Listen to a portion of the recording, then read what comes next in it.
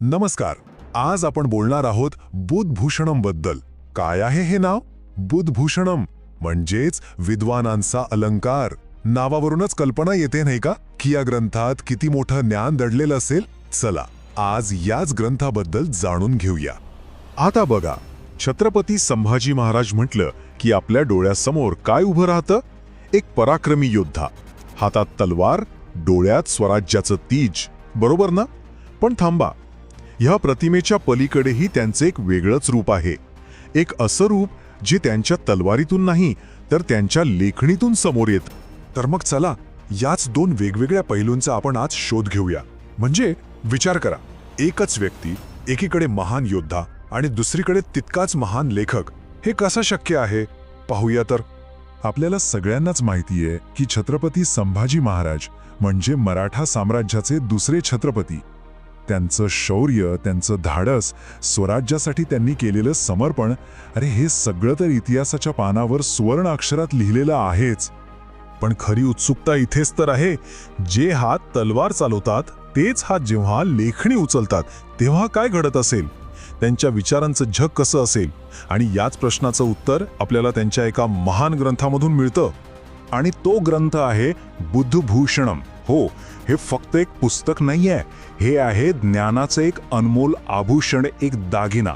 आणि तो सुद्धा छत्रपती संभाजी महाराजांनी स्वतः संस्कृत भाषेत लिहिलेला. या नावाचा अर्थच इतका सुंदर आहे नाही का? बुध म्हणजे विद्वान, बुद्धिमान व्यक्ती, आणि भूषण म्हणजे अलंकार किंवा दागिना. सोप्या भाषेत सांगायचं तर विद्वानांचा अलंकार. म्हणजे नावावरूनच कळतंय की या ग्रंथाचा उद्देश काय आहे. असे विचार, असे ज्ञान जे बुद्धीला आणखी तेज देतं. आणि वाटत असेल की यात फक्त युद्धनीती असेल, तर नाही. यात संभाजी महाराजांनी राज्य कसं चालवावं, राजनीती म्हणजे काय, एका राजाची कर्तव्य काय असतात, आणि मुळात ज्ञान म्हणजे काय, या सगळ्यावर खूप खोलवर लिहिलंय. यावरूनच त्यांची राजकीय आणि तात्विक समज किती जबरदस्त होती याचा अंदाज येतो. बरं, हे तर झालं इतिहासाचं. पण आता वर्तमानात येऊया. ह्या इतक्या जुन्या ग्रंथाकडे आजच्या काळात कसं पाहिलं जातंय? म्हणजे त्यावर काही अभ्यास होतोय का? हो, नक्कीच होतोय. आणि त्याला म्हटलंय चिकित्सा. आता चिकित्सा म्हणजे काय? तर तो फक्त एक अनुवाद किंवा भाषांतर नाहीये. चिकित्सा म्हणजे त्या ग्रंथाचा सखोल अभ्यास करणं, त्याचं विश्लेषण करणं आणि त्यातल्या विचारांचा आजच्या काळात काय अर्थ लागतो हे शोधून काढणं. आणि हे खूप महत्वाचं काम कोणी केले माहितीये? डॉक्टर नभा काकडे यांनी. त्यांनी बुधभूषणमवर एक चिकित्सक अभ्यास सादर केलाय, ज्यामुळे त्यातलं ज्ञान आपल्यासारख्या आजच्या पिढीला समजायला खूप सोपं झालंय. पण थांबा, ही गोष्ट फक्त अभ्यासकांपुरतीच मर्यादित नाहीये.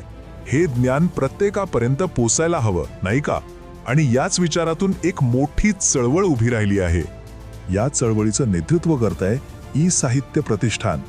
याच संस्थेने हे पुस्तक प्रकाशित केलंय आणि ज्ञानाच्या प्रसारासाठी एक खरंच खूप मोठं पाऊल उचललंय. हा नाही ना? आणि हे सगळं आपल्याला एका महत्त्वाच्या प्रश्नाकडे घेऊन जातं.